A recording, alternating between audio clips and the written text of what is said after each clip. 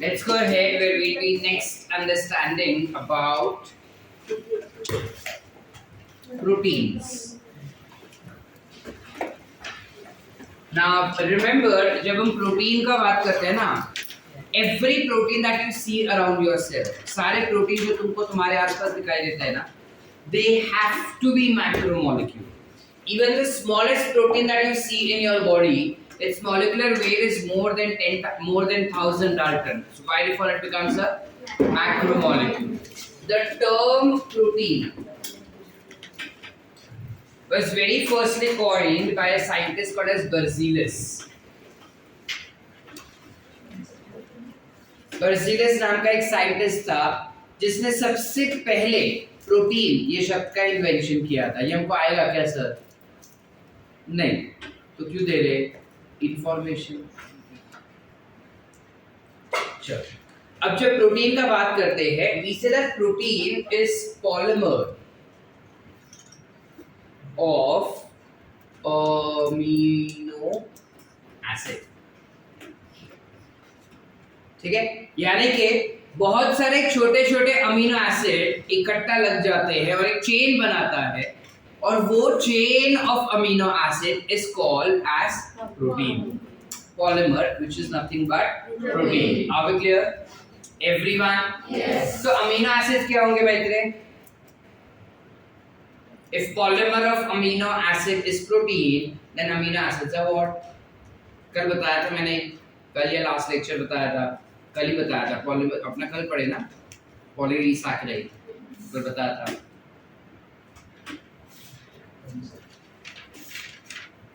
Monosaccharide बोलते amino acid को.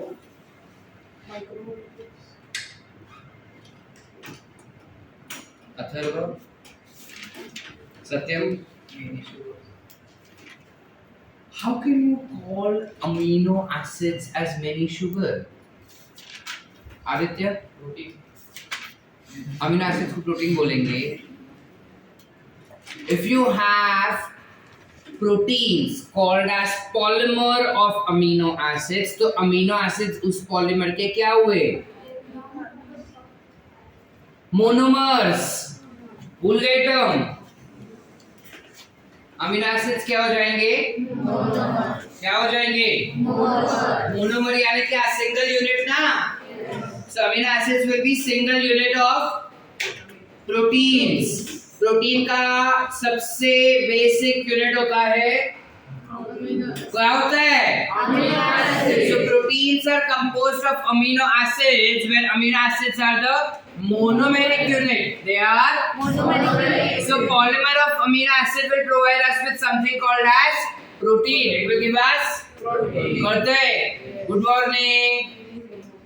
अरे गुड मॉर्निंग. आवाज. Good morning. आवाज. Good morning. आवाज. Good morning sir. जाग गए? चलो, अब जब हम अमीनो एसिड चिल्ला रहे, आज तक कभी देखे अमीनो एसिड का स्ट्रक्चर क्या होता है? ऑफ कोर्स हमको पता है कि अमीनो एसिड ऑर्गेनिक कंपाउंड है. यस और नो? यस और नो? यस. पूरा ऑर्गेनिक बन चुका है. ये हम फर्स्ट फाउंडेशन का फर्स्ट डे था ना, तब किए थे. तो तुझा मैक्सिमम नंबर ऑफ हाइड्रोजन, श्रद्धा ना, जो धरती पे पाए जाते हैं. तो सोडियम की तरह हवा में पाते हैं. ऑर्गेनिक हाँ. My organic compound are the one which has CH2 in the formula. CH वो inorganic होता है. Which are derivatives of hydrocarbons? Hydrocarbon derivatives. Simple. So मुझे पता है कि अमीनो एसिड्स जो है ये हाइड्रोकार्बन्स है. यस और नो? Yes. सो मैंने हाइड्रो और कार्बन कर दिया. फिर नाम देखो, अमीनो एसिड, यानी इसमें एक एसिडिक ग्रुप होगा. तो डाल दिए हमने एसिडिक ग्रुप. अमीनो एसिड यानी अमीनो ग्रुप भी होना चाहिए, मैंने डाल दिया amino group. Valency satisfied? Samriddhi valency satisfied carbon का वैलेंसी कितना होता है समृद्धि? जवान बात करनी। अब भी बुलाता मैं सुरेश सर को, हैं? तेरे सारे वैलेंसीज निकालेंगे वो। कार्बन के कितने वैलेंसी होते हैं? ये 8वीं के बच्चे को भी पता होगा, हैं? 11वीं साइंस लेके बैठी है कि ओवर कॉन्फिडेंस, हैं? इतना बड़ा? It is 4. Is valency satisfied? No. एक बचा है ना, जो बचा है ना उसमें हम R ग्रुप डाल देते हैं। R माने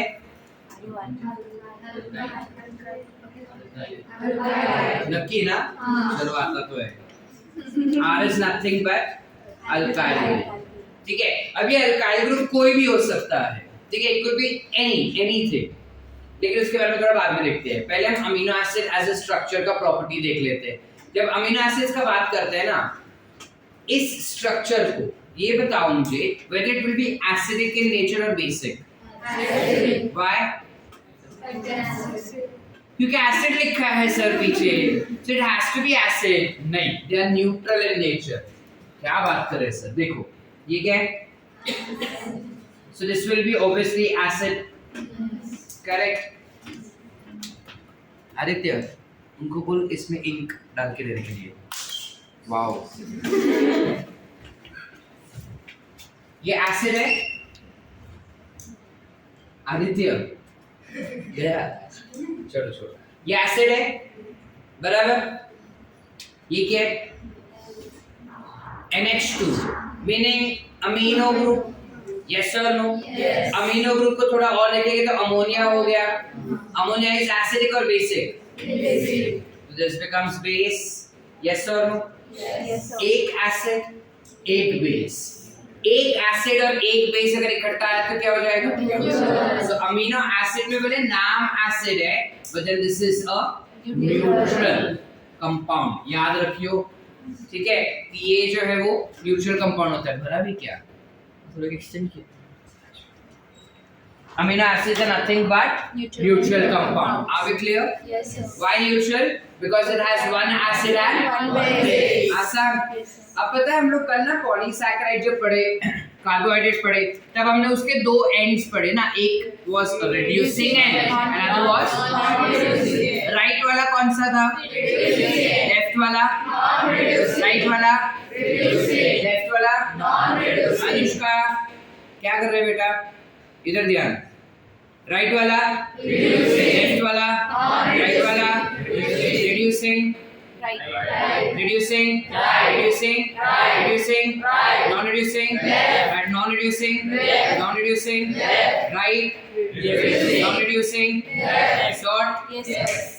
वैसे ही यहाँ पे अगर तुम COOH देखो, it is present at this particular site।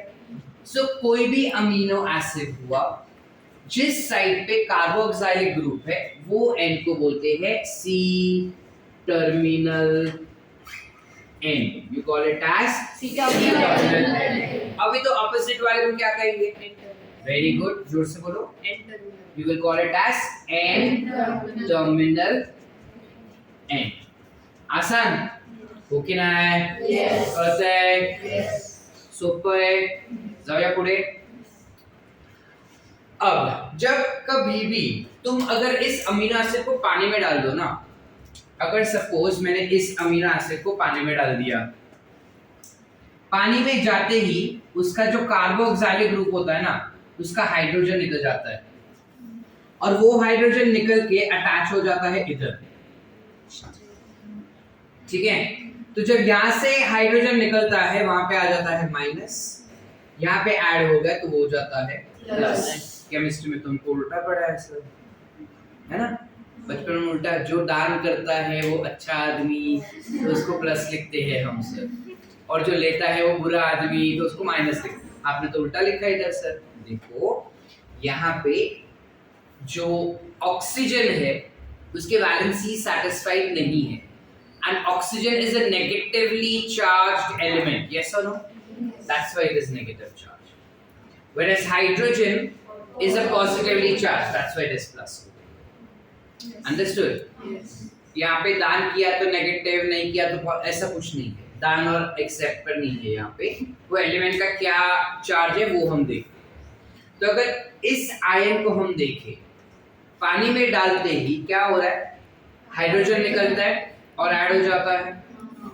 इस टाइप का आयन जिसके पास दोनों ही चार्ज है, पॉजिटिव भी नेगेटिव भी, इसे हम कहते हैं ज्विटर आयन। क्या कहते हैं? Zwitter ion. सो एक क्वेश्चन आता है हमको कि अमीनो एसिड का ज्विटर आयनिक फॉर्म कौन से कंडीशन में दिखाई देता है? कौन से कंडीशन में दिखाई देगा? In the aqueous condition, when they are in water.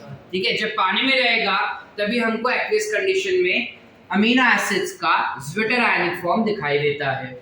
इसके अलावा एक और क्वेश्चन फ्रेम किया जा सकता है जहां पे तुमको पूछते हैं कि which of the following elements have the capability of showing their zwitter ionic form? क्या लिखेंगे? Amino acids. किसके पास होता है कैपेबिलिटी? सिर्फ अमीनो एसिड्स के पास कैपेबिलिटी है हमारे लिए। ठीक है, और भी काफी सारे, लेकिन इस वक्त हमारे लिए किसके पास है? That's it. आगे क्लियर? चलो आगे, चलो। क्या कैसे बनता है या क्वेश्चन? जितने भी अमीनो एसिड्स है अगर उसको पानी में डाला तो वो कौन सा फॉर्म बनाएगा? Zwitter ion.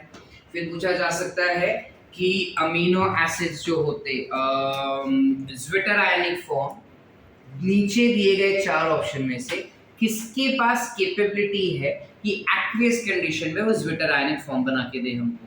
सारे अमीनो एसिड। चले आगे, आदित्य उसका शिल्लो जाओ पुढे। चल, इसके अलावा अब हमको ये देखना पड़ेगा कि अमीनो एसिड्स कितने टाइप के हैं। ठीक है, जब हम बात करते हैं अमीनो एसिड्स कितने टाइप के हैं, यहाँ पे देखो अल्काइल ग्रुप है। अल्काइल ग्रुप तो कितने सारे टाइप के हैं ना, भंडार में there are too many types of alkyl groups that we have। जितने ज्यादा अल्काइल ग्रुप्स उतने ज्यादा अमीनो एसिड्स। यस और जितके अल्काइल ग्रुप या धर्तीवर आहे तितकेच अमीनो एसिड्स आपल्याला दिसू शकतात, हो की नाही? किस बात की खुशी हो रही है? मराठी बोल रहा हूँ। जितना धरती अपना बड़ा, उतना जितने धरती पे जितने अल्काइल ग्रुप्स रहेंगे उतना अमीनो एसिड्स देखने को मिलते हैं। लेकिन इन सारे अमीनो एसिड्स में से सिर्फ 20 अमीनो एसिड्स जो होते हैं वो प्रोटीन बनाने में हेल्प करता है, सिर्फ 20। Now recently we've discovered 21st and 22nd, but that's an optional one। हमारे सिलेबस में नहीं है तो हम नहीं पढ़ रहे। ठीक है, सो 20 अमीनो एसिड, केवल 20 अमीनो एसिड प्रोटीन बनाने में इन्वॉल्व होते हैं। बाकी के जितने भी लाखों, करोड़ों, हजारों, सैकड़ों अमीनो एसिड जो दिख रहे हैं ना, उनका अलग अलग रोल हो सकता है, लेकिन प्रोटीन बनाने में इन्वॉल्व नहीं होते। आगे क्लियर? चलो आगे everyone, let's try to find out ये 20 अमीनो एसिड कौन से। इन 20 अमीनो एसिड को हम 6 अलग अलग कैटेगरी में डिवाइड कर सकते हैं, डिपेंडिंग ऑन कि किस टाइप का अल्काइल ग्रुप लगा है। तो अगर सिंपल अल्काइल ग्रुप लगा है ना, बिना किसी फंक्शनल ग्रुप के, तो उसे हम कह देंगे सिंपल अमीनो एसिड। अब सिंपल अमीनो एसिड में कौन से अमीनो एसिड आते हैं? तो you might have something called as proline, valine, alanine, leucine, isoleucine and glycine. Are we clear? हमारे पास सिंपल अमीनो एसिड 20 में से ये 6 amino acids simple amino acids गिने जाते हैं। ठीक है, they are considered to be as simple amino acids। Why do I characterize it as simple amino acids? Because in particular amino acids के alkyl group में कोई नखरा नहीं दिखता, सीधे साधे है बेचारे। ठीक है, सीधा साधा अल्काइल ग्रुप ही रहेगा, नो फंक्शनल ग्रुप अटैच्ड इन। ठीक है, इसमें से glycine is considered to be the simplest amino acid. आता है काफी बारी क्वेश्चन में, 5 मार्क्स दान दे रहा हूँ, 5 करते करते 20 तो दे ही दिए होंगे मैंने। चार्ट वाला वो 25 हो गया 25 हो गया, 90 ना दे दूं मैं। You have glycine, which is the simplest amino acid. ऐसा क्यों बोलते हैं सर? क्योंकि उसके R ग्रुप में, if this is the amino acid, उसके R ग्रुप में सिर्फ हाइड्रोजन होता है। This becomes glycine. कळतंय? Yes. आता याच्यात जर मी CH3 लिहिलं ना, तर that becomes alanine. That becomes alanine, which is the second simplest amino acid. Are we clear? Yes. Everyone? Yes. Everyone? Yes. Any doubts? चलो आगे. Sure. Next, you have something called as alcohol containing amino acid. यानी ऐसे amino acid जिनके alkyl group में hydroxyl group दिखाई देगा अपने को, which can be, अगर यहाँ पे CH2OH हो गया तो this becomes what? Alcohol is a functional group. Methanol आ गया, yes or no? So this becomes what? Alcohol containing amino acid. कहते हैं Yes. प्रथमेश, समझा? पक्का? क्लियर है? सो अल्कोहल कंटेनिंग अमीनो एसिड्स कौन से हो जाएंगे? 2 अमीनो एसिड्स है, ठीक है, which is serine and threonine. Serine and threonine. फिर आता है sulphur containing amino acid. You will have sulphur containing amino acid, म्हणजे इकडे काय असणार आहे? Sulphur group. ठीक है. अब अगर सल्फर कंटेनिंग अमीनो एसिड्स है तो वो कौन से हो जाएंगे? यू हैव सिस्टीन आणि methionine. Cysteine and methionine are 2 sulfur containing amino acids. Very important for us to remember this. ठीक है, it is cysteine and methionine. Cysteine and Methionine. Cysteine and Methionine. बोलते हैं. Then you may have aromatic amino acid. Aromatic amino acids बोलते हैं. You might have CH2. You might have an aromatic ring, benzene ring. So you will have aromatic amino acid. Aromatic amino acids का जब बात करते हैं तो कौन से हो जाएंगे?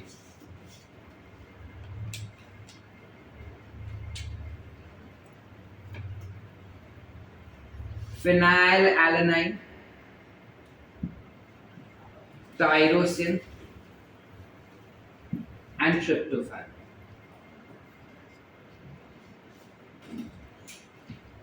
Are we clear? You have 3 amino acids which are aromatic in nature, which is which? Phenylalanine, tyrosine, tryptophan. ठीक है, 3 अमीनो एसिड है जिसके पास अरोमैटिक रिंग होता है, so that becomes an aromatic amino acid. ठीक है. इसके अलावा you might have acidic amino acid. Acidic amino acid क्या हुआ सर? देखो अमीनो एसिड तो न्यूट्रल है क्योंकि उसके पास एक एसिड है एक बेस है तो न्यूट्रल हो जाता है. अगर अल्काइल ग्रुप में एक और एसिड डाल दिया तो एसिड का पलड़ा भारी हो जाएगा ना. So this will be what? Acidic. अगर वहीं पे मैंने अल्काइल ग्रुप में बेसिक डाल दिया तो so we will also have basic amino acid. पहले एसिडिक देख लेते हैं. एसिडिक के एग्जांपल्स क्या हो जाएंगे? तो you have glutamic acid,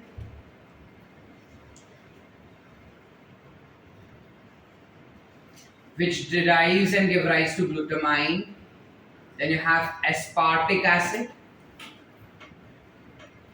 which derives and give rise to glutamine. Asparagine.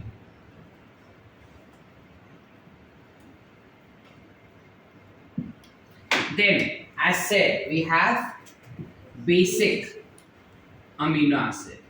Basic amino acid will include lysine, arginine,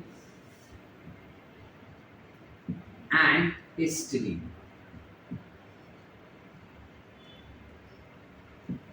Lysine, arginine, histidine. कोणते कोणते? Lysine, arginine, histidine. कॉमनली जो नीट में पूछे जाते हैं वो है एक ये और एक ये. इन दोनों पे क्वेश्चंस काफी कॉमनली फ्रेम किए जाते हैं. ठीक है? क्लियर है? Yes. Now there are few small tricks that you have to memorize it. Now there are different tricks, different तुम अपने हिसाब से बाय हार्ट कर सकते हो इसको. मुझे जैसे याद रहता है वैसे मैं याद रखता हूँ. ठीक है? जब सिंपल का बात करते हैं ना तो हमेशा पी वाली जी याद आता है मेरे को. पी वाली जी याद रहता है मेरे को. ठीक है? सिंपल में मेरे को याद रहता है पी वाली जी. और दारू मुझको पता है कि एसटी स्टैंड पे मिलता है. और सल्फर जो है सीएम ऑफिस में मिलेगा. ठीक है? इसके अलावा जब अरोमेटिक रिंग का बात करते हैं ना तो एक इंसान है जिसका नाम है फिनाइल एलेनाइन, जिसने बहुत ट्राई किया था लेकिन फिर भी टायर फट गया क्योंकि उस पे अरोमेटिक रिंग्स थे ना. इसलिए टायर पे होते हैं ना अरोमेटिक रिंग्स. एसिड में मुझको याद रखने का जरूरत नहीं है. एसिड पीछे आ जाए तो मुझे पता है कि वो एसिड है. ठीक है? एंड बेसिक का जब बात करते हैं तो बेसिक भी आसान है बिकॉज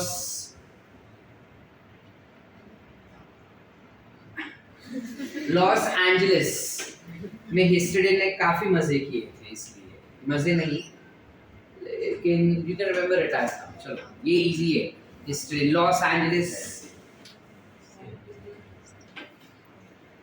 याद रख लेना. ठीक है? उसका मुझे याद रह जाता है, मुझे उसको याद रखने का जरूरत है. बट मैं ऐसे याद रखता हूँ, तुम तुम्हारे हिसाब से याद रखो जैसे याद रहता है वैसा. ठीक है? इसका कोई निमोनिक मैं दे नहीं रहा हूँ बट मैं ऐसे याद रखता हूँ, ऐसे मैंने बताया था. ठीक है? क्लियर है एवरीवन? ये हमको याद रखना पड़ेगा क्या सर? देखो एसिड ना नीट के लिए तुमको कभी ये नहीं आता that find out the aromatic amino acids out of the following और तुमको नाम दे दिया. हाँ, हमारे एनसीईआरटी में अमीनो एसिड्स के स्ट्रक्चर्स दिए हैं तो वो स्ट्रक्चर्स के बेसिस पे मतलब तुमको स्ट्रक्चर दिए जा सकते हैं और तुमको बोलेगी कि आइडेंटिफाई करो कि ऊपर दिया गया स्ट्रक्चर किस अमीनो एसिड का है. ये आ सकता है. तो उसमें अगर तुमको नाम याद रहेगा ना कि अल्कोहलिक कौन से है या फिर सल्फर कंटेनिंग कौन से है तो काम थोड़ा हमारा और आसान हो जाता है. That's it. Are we clear? तो याद रख लेना इस चीज को. खुद से रख लोगे या 10 बार लिखने का होमवर्क तो ही रखोगे? लिखेंगे खुद से कर लेंगे बाहर. यहाँ तक क्लियर है? आगे चलूं. काफी कम कॉन्सेप्ट हुआ है तो हम ये भी समझ सकते हैं कि अमीनो एसिड से प्रोटीन कैसे बनता है. कर ले या पहले इतना लिखना है? चलो लिखो बड़ा.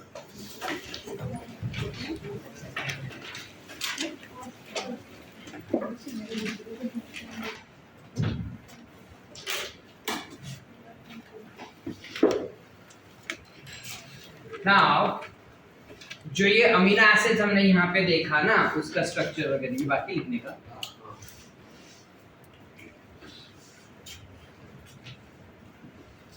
कैसे बना के दे रहे अपने बॉस की थी. कैसे बना के देते हैं प्रोटीन या अमीनो एसिड वो देखना है अपने. ठीक है? चलो. So you have this as one amino acid. बराबर. दूसरा अमीनो एसिड इधर आ गया.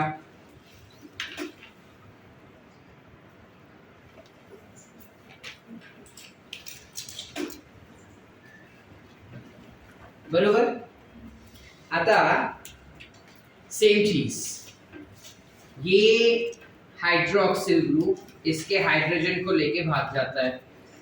तुम लोग बहुत रोए. रोने के बाद ढूंढने निकले. अब ढूंढने निकलेंगे तो दो परिवार एक हो जाएगा ना तो फिर से ये परिवार भी एक हो गया.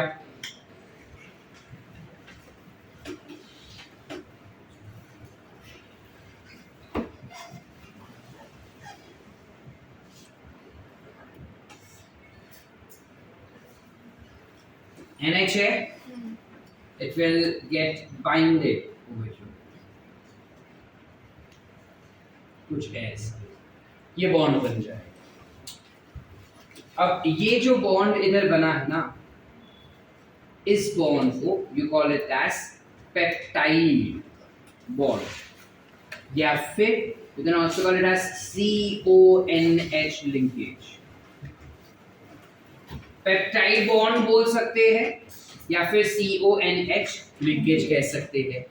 ये जो स्ट्रक्चर इधर बना वो प्रीकर्सर ऑफ प्रोटीन हो गया। प्रीकर्सर यानी प्रोटीन बनने वाला है, उसके थोड़े दूरी पे। अंडरस्टूड? कच्चा प्रोटीन। क्लियर है? चलो आगे। अब ये जो स्ट्रक्चर है ना, इस स्ट्रक्चर का नामकरण करना होगा हमको। तो इस स्ट्रक्चर को हम कहते हैं dipeptide. We call it as dipeptide. स्वयं डाई मतलब दो, पेप्टाइड मतलब पेप्टाइड बॉन्ड, है ना? सो डाइपेप्टाइड यानी दो पेप्टाइड बॉन्ड हुआ ना, यहाँ पे तो एक ही पेप्टाइड बॉन्ड बना, तो हमने डाइपेप्टाइड क्यों लिखे सर? करेक्ट, दो amino acids are linked by peptide bond, so this dipeptide. Understood कि नहीं? सो डाइपेप्टाइड में कितने अमीनो एसिड्स होंगे? दो। और पेप्टाइड बॉन्ड कितना होगा? एक। अगर ट्राइपेप्टाइड हुआ तो तीन अमीनो एसिड्स, दो peptide. Tetra, penta, hexa, septa, octa, nona and deca. Deca के बाद सारे विल बी पॉलीपेप्टाइड। क्या बोलेंगे? Polypeptide. Are we clear? If you understand everyone? Everyone? पक्का? ठीक है? तो ऐसे करते करते करते करते चेन बन जाता है जिसे हम कहते हैं polypeptide, and that polypeptide is nothing but protein. Did we understand? कळतंय सगळ्यांना? नक्की.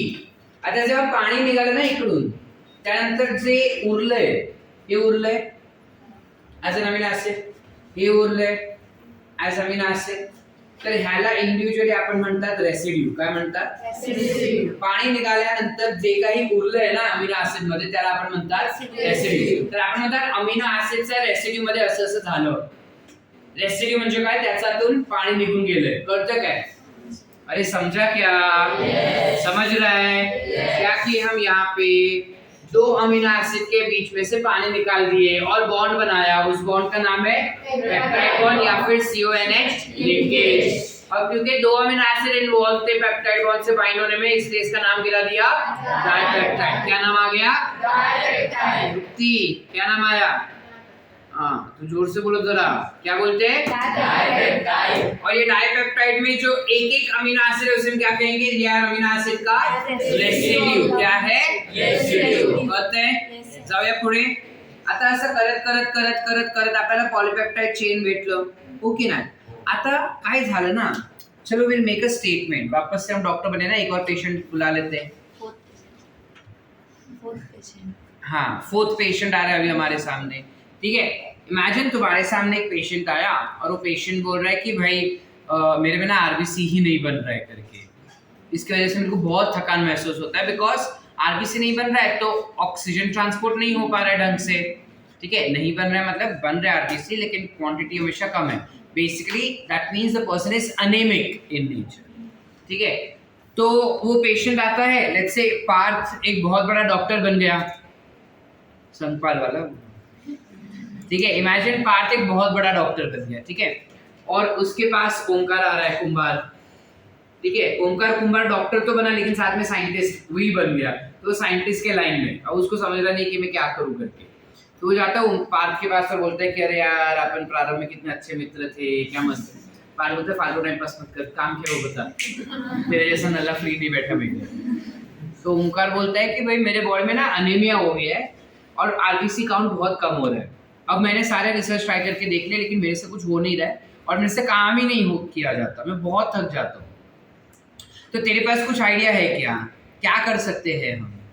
तो पार्थ बोलता है ठीक है 15 दिन के बाद आना, सोच के मैं बताता हूँ कि क्या कर सकता हूँ करके, और अब आएगा तो अपॉइंटमेंट लेके आना, डायरेक्ट मत आना। मुझे ठीक है। अब ना पार्थ सोचते हैं क्या कर सकते हैं इस केस का। अब अगर अनेमिया है इंसान को, तो ऑक्सीजन ट्रांसपोर्ट नहीं हो रहा है बॉडी में, और अगर ऑक्सीजन ट्रांसपोर्ट बॉडी में नहीं हो रहा है तो ऑब्वियसली बॉडी जो है वो लूज हो जाएगा, माने लेथार्जिक हो जाएगा। लेथार्जिक माने थकान वाला ही रहेगा हमेशा, because proper amount of ATP नहीं बन पाएगा। समझ पा रहे? अब इस रिगार्डिंग पार्ट सोच में बैठेगा कि क्या कर सकते हैं, क्या कर सकते हैं, क्या कर सकते हैं।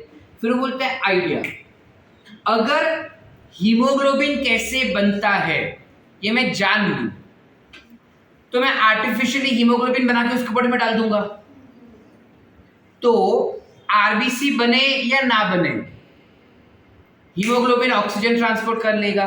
यस और नो? यस और नो? तो बोला कि चलो हीमोग्लोबिन बनाते करके कोशिश करते देखने का। अब उसने क्या किया, उसने एक नॉर्मल इंसान का आरबीसी लिया, आरबीसी को फाड़ा, अंदर से हीमोग्लोबिन लिया। अब वो हीमोग्लोबिन का अपन कपड़ा अगर दिखाते हैं तुमको तो कैसे ऐसे झाड़ के दिखाते हैं, तो हीमोग्लोबिन को खोल रहा है धीरे धीरे, तो उसको पता चला कि हीमोग्लोबिन बहुत टाइटली पैक्ड था, जिस स्ट्रक्चर को हम कहते हैं क्वार्टरनरी स्ट्रक्चर, यानी चौथी बारी फोल्ड किया हुआ स्ट्रक्चर। तो उसको खोलता है और तीसरे फोल्ड पे लेके जाता है, फिर उसको खोलता है, दूसरे फोल्ड पे लेके जाता है, फिर उसे खोलता है और पहले फोल्ड पे लेके आता है, और फिर देखता है कि ये हर एक फोल्ड कैसे बने, ये स्ट्रक्चर कैसे बना, ये उसने पूरा समझा। समझ पा रहे?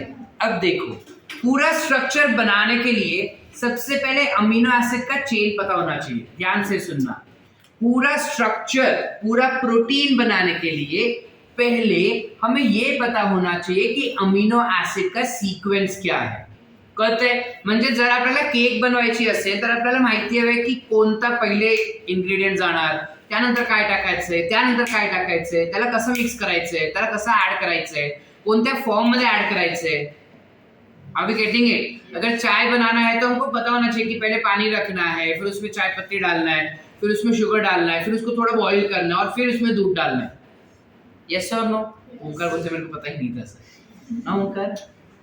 Did we understand or not? वैसे ही अगर प्रोटीन का स्ट्रक्चर बनाना है, लेट्स से जैसे उसने इमेजिन किया कि हीमोग्लोबिन का स्ट्रक्चर बनाना है, तो पहले we should understand that protein का प्राइमरी स्ट्रक्चर क्या है. We should know the primary structure of protein. ये इरेज करो, हो गया देखिए. अब प्राइमरी स्ट्रक्चर ऑफ प्रोटीन जो होता है वो बेसिकली अमीनो एसिड का चेन होता है, जहां पे अपने को ये पता चलेगा कि कौन सा अमीनो एसिड किसके बाद लगाया जा रहा है. So this is nothing but provides us an information on sequence of amino acid. समझा कि नहीं? ये अमीनो एसिड का सीक्वेंस बताएगा कि पहले ये अमीनो एसिड लगा, फिर ये, फिर ये, फिर ये, फिर ये, फिर ये, ऐसा. इस सीक्वेंस में जर जराची सुद्धा चूक झाली ना तर तो प्रोटीन पूर्ण वेगळाच प्रोटीन बनणार आहे. त्यामुळे कोणता अमीनो एसिड कोणत्या नंतर कोणाचा नंतर ऍड होणार आहे ते आपल्याला माहित असणं खूपच ज्यादा इंपॉर्टंट आहे. कळतंय? कळतंय? Yes. समझ रहे हैं? कौन सा अमीनो एसिड किस अमीनो एसिड के बाद लगेगा ये जानना, ये सीक्वेंस पता होना हमारे लिए बहुत ही ज्यादा इंपॉर्टेंट है. क्योंकि अगर एक भी अमीनो एसिड गलत लग गया ना तो प्रोटीन का स्ट्रक्चर जैसा हम सोच रहे वैसा कभी नहीं बनेगा. समझ पा रहे? जैसे अगर मैंने दूध पहले डाल दिया और फिर पानी डाला और फिर शक्कर डाला और लास्ट में चाय पत्ती डाल के मिक्स करके दे दिया, वो चाय एकदम गंद चाय बनेगी. समझ पा रहे? अगर अच्छी चाय बनानी है तो उसका एक तरीका होता है, पहले क्या डाले और बाद में क्या डाले, कुछ वैसा. क्लियर है? So primary structure provides us with an information of sequence of amino acids. Are we clear? Can I go ahead? Okay. Amino acid का सीक्वेंस मिलने के बाद ये अमीनो एसिड फोल्ड हो जाता है और फोल्ड होके देता है हमको सेकेंडरी स्ट्रक्चर.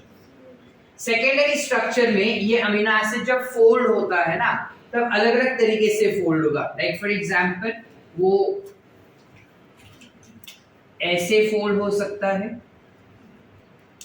इस टाइप के स्ट्रक्चर को हम कहते हैं अल्फा हेलिक्स स्ट्रक्चर, या फिर वो ऐसे फोल्ड हो सकता है।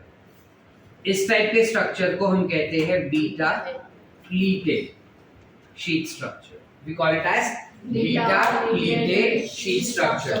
प्लीट म्हणजे काय? प्लीट म्हणजे वो साडी और धोती में पता है ऐसे ऐसे करके, हा त्याला आपण म्हणतात प्लीट्स।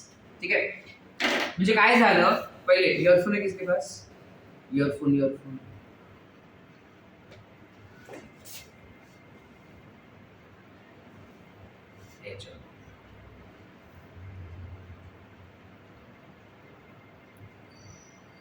सो सिनेरियो क्या हो रहा है, लेट्स जस्ट इमेजिन कि ये हमारा प्राइमरी स्ट्रक्चर है प्रोटीन का।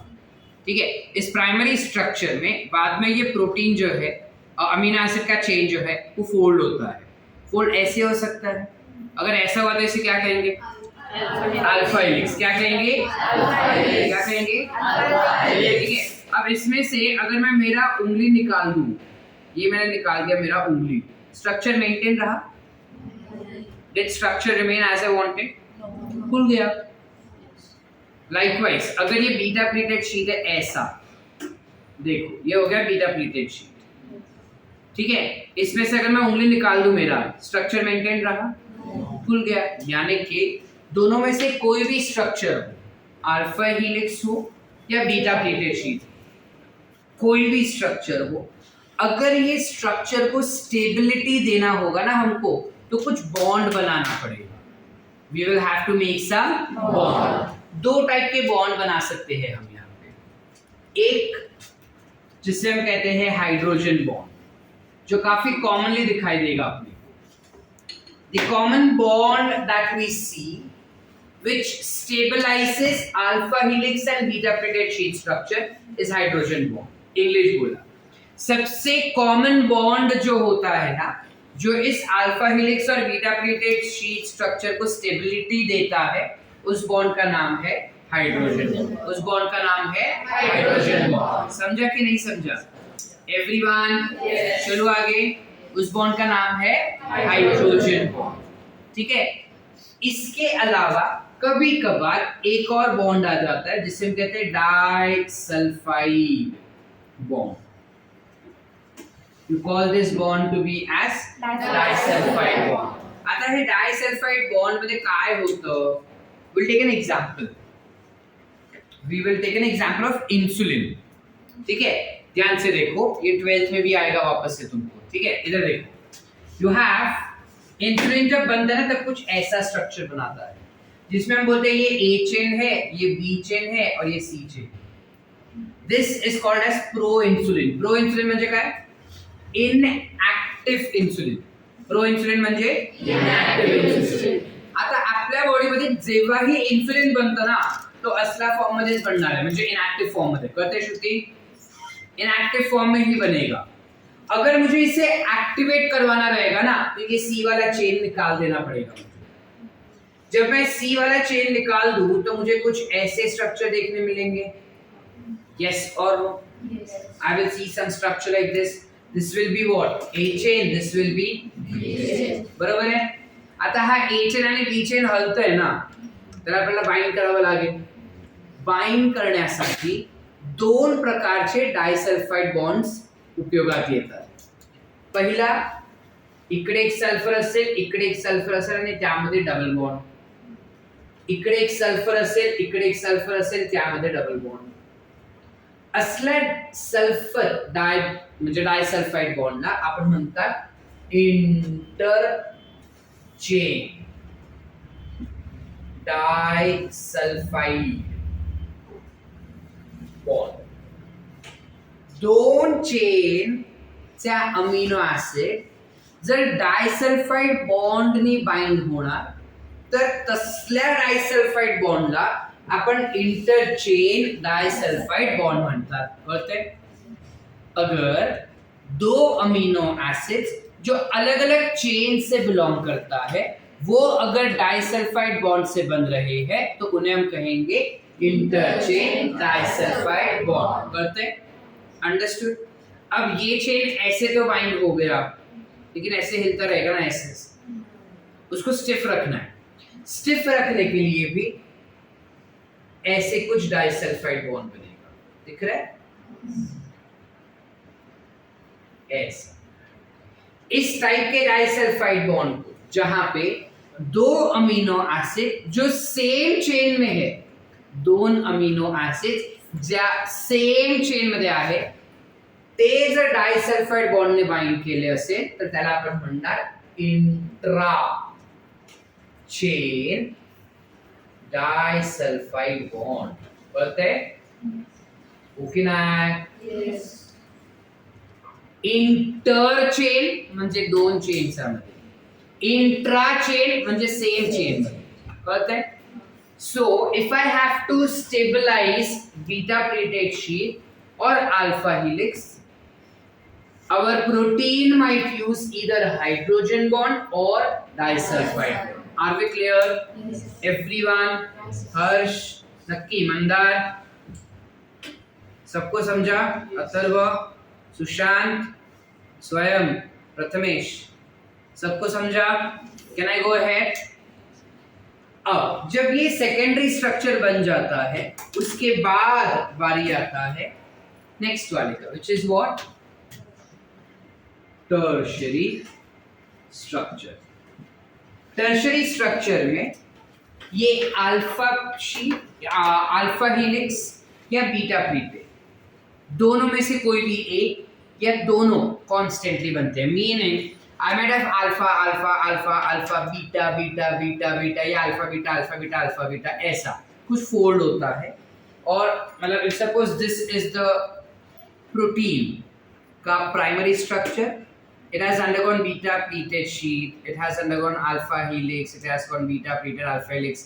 या फिर सिर्फ alpha, alpha, alpha, alpha होगा, या फिर सिर्फ beta, beta होगा. होने के बाद पूरी तरह से कॉइल होके वो ऐसा बनेगा, हॉलो स्ट्रक्चर. वुलन बॉल देखा है कभी?